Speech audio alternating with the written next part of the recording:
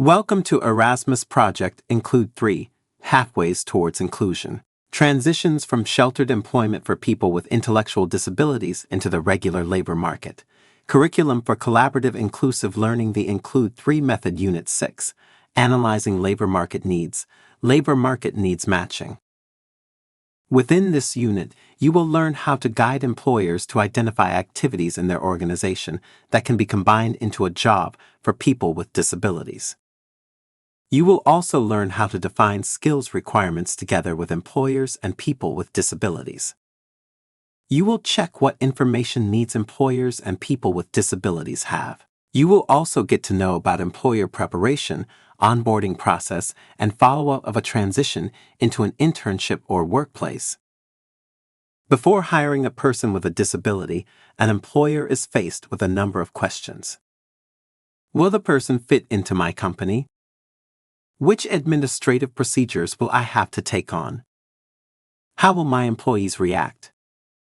Sometimes these questions can also lead to the company developing fears and not hiring the person at all.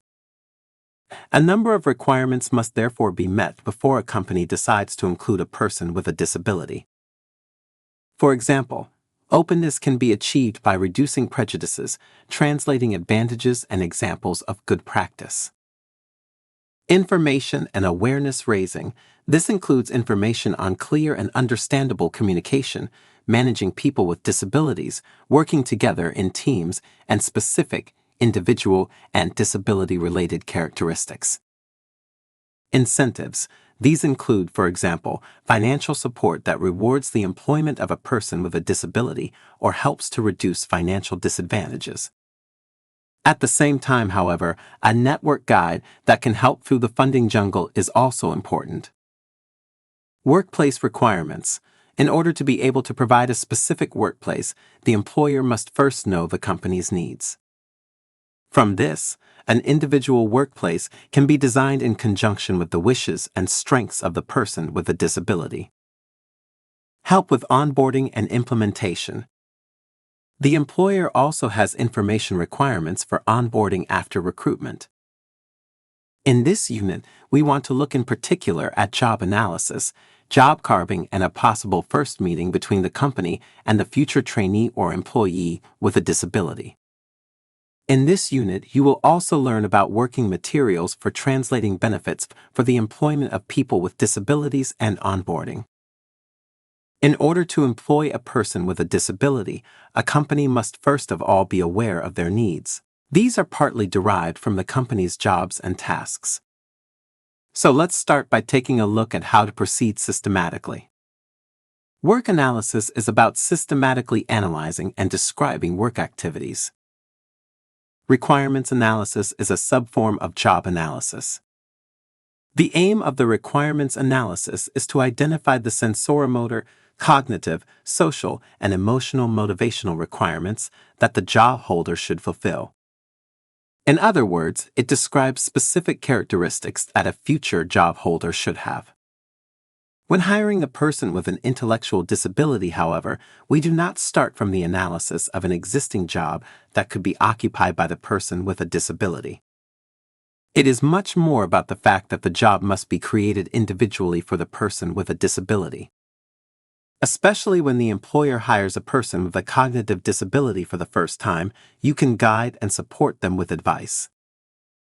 That's why we're looking at a different method today, job carving.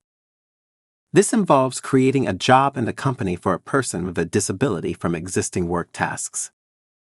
The job then matches the wishes, strengths, and needs, for example, working hours of the person with a disability. Job carving also considers aids and support options. The advantage for the company is that skilled workers can be relieved of simple tasks. Job carving consists of several steps. First, at the beginning, one or more people are identified for whom the job is to be carved. You can already see the difference between this and requirements analysis. The process starts with the person with a disability. Second, the image of an ideal job for the person with a disability is then created. Third, then select an industry or employer that could fit this image. Fourth, an employer must then be found within this sector who sees the advantages of job carving. Fifth, an interview is conducted to identify possible work tasks. Sixth, finally, the work tasks are assigned to the potential employees. The method can also be used for an internship. Would you like to find out more about job carving? Here you will find materials for further reading. Now we would like to show you working materials that you can use in the job carving process or when finding out the employer's needs. All materials are designed in such a way that they can be developed jointly by companies and people with disabilities in a co-productive process. As a counselor, you have the role of moderating and guiding the process. What are the advantages of the co-productive process? Empowerment. People with disabilities can contribute their strengths and needs themselves. This promotes satisfaction and self-esteem. They are involved in every step. Tailor-made job design.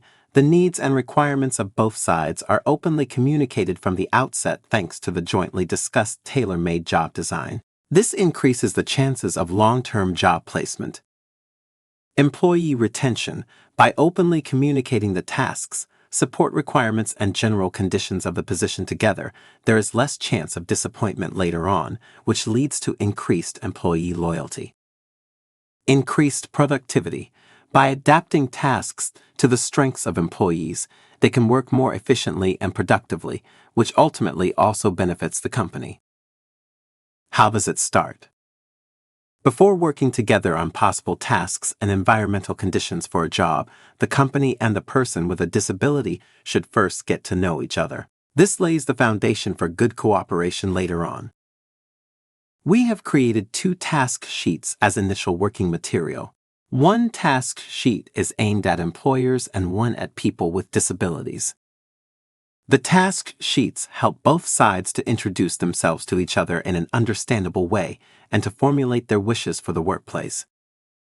The company also receives tips for simple language that is understandable for people with cognitive disabilities. We have also created job carving checklists as additional work material. They show simple activities in different areas, for example, restaurant, food processing, packaging, cleaning, and sales. The job carving checklist can be used by companies that are still unsure about which tasks they can hand over to an employee with a cognitive disability. It is important that all ideas and tasks that the employer could pass on to the future employee are transparent and that other general conditions of the position or internship, such as working hours or support requirements, can also be recorded. We have prepared the job carving placemat as additional material for this. It consists of 3 main fields and can be completed jointly by employers, consultants, and potential employees. The first field contains the tasks that the person with a disability can perform in the company. The second field contains the skills that are required for this. This allows the employer to clarify exactly what skills are required. The third field contains the general conditions of the job. How can the consultant support the co-productive process? As a consultant, you can support the co-productive process by moderating the process. Assemble and prepare all the necessary work materials. Explain work assignments clearly for everyone. How can the consultant support the co-productive process? If tasks can be completed in advance in preparation for the meeting, distribute them to the parties. Support companies in formulating comprehensible statements and requirements. Helping people with disabilities to formulate questions. Make sure that all parties have an equal say and can express their needs. Another option for people with disabilities to find a job is job coaching. Would you like to find out more? Listen to the podcast Stay Inclusive with the podcast episode Job Coaching. At the beginning, you also learned that the openness of the company is a prerequisite for hiring people with disabilities. This can be achieved with good arguments. We have researched 2 videos for you. In Kofa's video, you will find 10 crisp arguments in favor of hiring people with disabilities.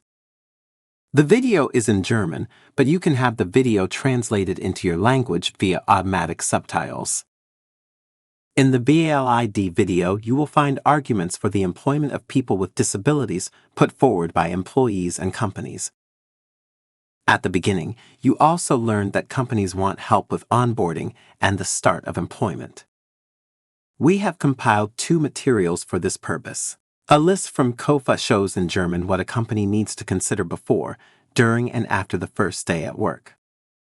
Another didactic material shows a short profile for employers with emergency numbers, contact persons, etc.